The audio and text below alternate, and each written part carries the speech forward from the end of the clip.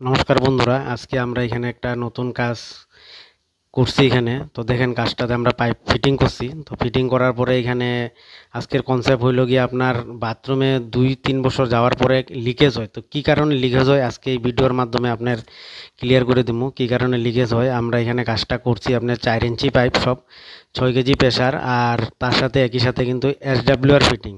এটা একটা G+4 একটা প্রজেক্ট। এখানে 16টা বাথরুম আছে। তো আমরা এই কাজটা করছি। তো এই ধরনের কাজ করতে গেলে কিন্তু আপনার সব কিছু উন্নত মানের কোয়ালিটির জিনিস দিয়ে করতে লাগবে, নাইলে কিন্তু এই ধরনের হাই রিস্ক বিল্ডিং যদি লিকেজের সমস্যা হয় তখন নানান ধরনের ঝামেলা সমস্যায় অনেক ধরনের সমস্যা আছে। তো দেখেন আমরা কাজটা কীভাবে করছি দেখাইতেছি। তো আমরা এখানে যে পাইপগুলি ইউজ করছি এগুলি কিন্তু সব আপনার 6 KG pressure heavy pipe, branded কোম্পানির, আর একই সাথে SWR ফিটিং দিয়ে কাজটা করছি।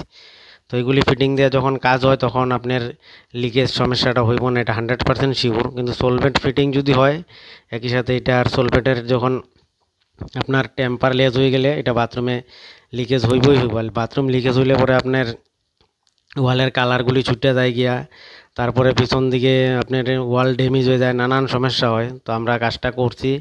একই সাথে আপনার বাথরুমের ফ্লোরে আমরা পাইপ ফেলাইছি। তো কাজটা কীরকম হয়েছে সম্পূর্ণ ভিডিও দেখবেন। ভিডিও দেখলাম, ভিডিওর মাধ্যমে এটা ক্লিয়ার করে দিব কীভাবে কি করতে লাগে না লাগে এগুলি। আপনার দেখেন আমরা এখানে বাথরুমটা করছি। বাথরুমটা হইল গিয়ে আপনার 5 ফুট চৌড়া, 8 ফুট আছে লম্বাতে।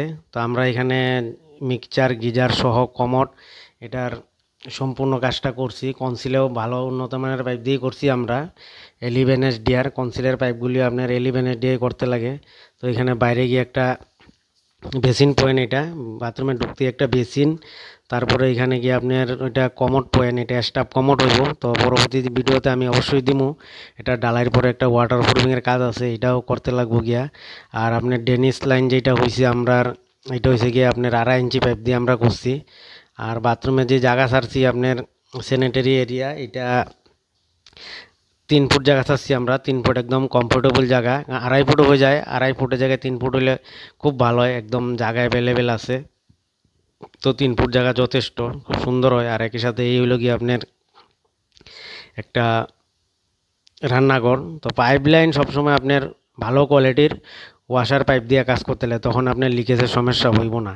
আর একই সাথে আপনার বাথরুমে ওয়াটার প্রুফিং, তারপরে ডালাই, এগুলি আর লাইনগুলি সব কনসিলের লাইন আপনার প্রেশার দিয়ে চেক করতে লাগে। এগুলি প্রেশার আমরা দিয়ে চেক করছি। তো এই ভিডিওটা আমি দিই নাই, আরও পরবর্তীতে আরেক ভিডিওতে কীভাবে প্রেশার দিয়ে চেক করতে লাগে অবশ্যই দেখামো।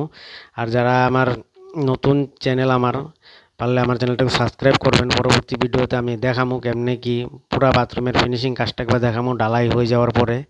তো আপনারা ভিডিওগুলি দেখবেন, আর দেখে কেমন লাগে অবশ্যই কমেন্টে জানাইবেন। এই দেখেন এখানে এটা আমরা পিট আপ কমোড দিছি, আর আগের দুইটা ছিল স্টাফ। তো পিট আপ কমোড আপনার ফ্লোর ডালাই হয়ে গেলে পরে গিয়া মেজারমেন্ট হইব। এটা বেসিন এরিয়া।